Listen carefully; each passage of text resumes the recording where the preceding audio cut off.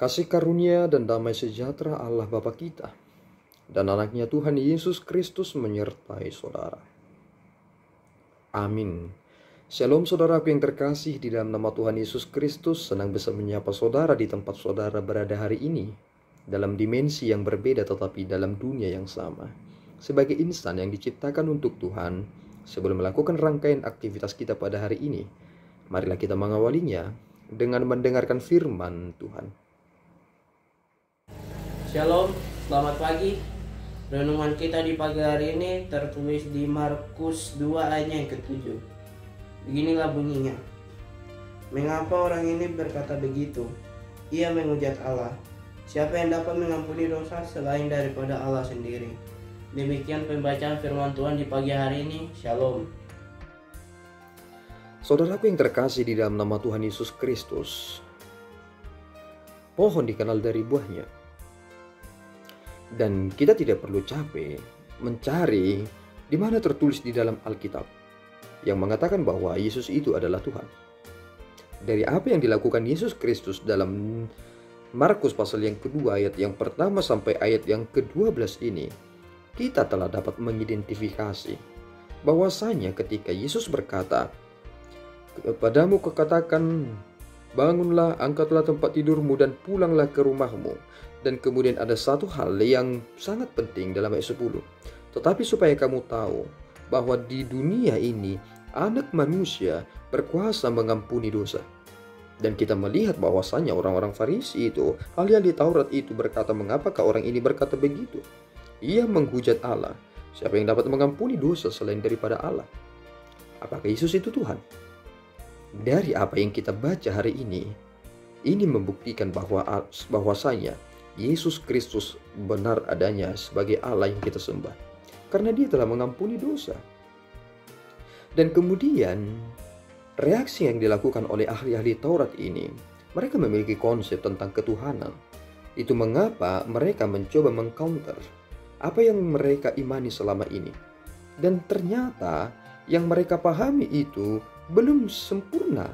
Dan Yesus Kristus menjelaskan itu kepada mereka, bahwasanya kuasa yang ada di dalam Kristus itu ditunjukkan kepada mereka lewat respon orang-orang ini, bahkan orang yang lumpuh ini, karena orang banyak sudah mengerumuni Yesus Kristus, tidak ada lagi celah dan jalan, maka mereka menurunkannya dari atap, dari rumah itu, menurunkannya lengkap dengan tempat tidurnya.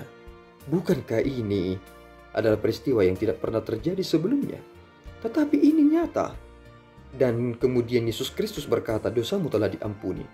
Sungguh kita sangat bersyukur saudaraku, karena kita memiliki iman yang benar-benar objektif, bahwasanya kita berpusat pada iman yang benar. Kristus telah menyatakan itu, tetapi mata setiap orang tidak dapat melihat itu. Kita masih mengingat bahwasanya ketika Yesus Kristus bangkit dari kematiannya saat ia berada di dalam perjalanan ke Emmaus, orang tidak menyadari bahwa dia adalah Yesus. Mata mereka seperti terselubung, mata mereka seperti tertutup. Dan itulah yang terjadi pada realita kehidupan ini. Meskipun Yesus Kristus telah menunjukkan eksistensi dirinya, tetapi banyak orang yang tidak menyadari itu. Mengapa demikian? Karena mereka masih mengandalkan mata yang bersifat jasmani, mata yang bersifat fisik. Mereka tidak sampai kepada ranah iman. Iman itu telah membukakan semua itu, dan tabir itu telah terbuka, dan Kristus menjadi pribadi yang menghibur kita. Kita patut bersyukur hari ini bahwasanya kita memiliki Allah yang maha besar, yang maha kuasa, yang merendahkan dirinya dan membawa kita, mengangkat kita, supaya kita tidak lagi disakiti oleh maut itu.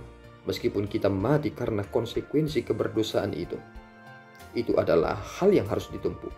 Tetapi maut tidak memiliki saudara, karena dosa saudara telah diampuni.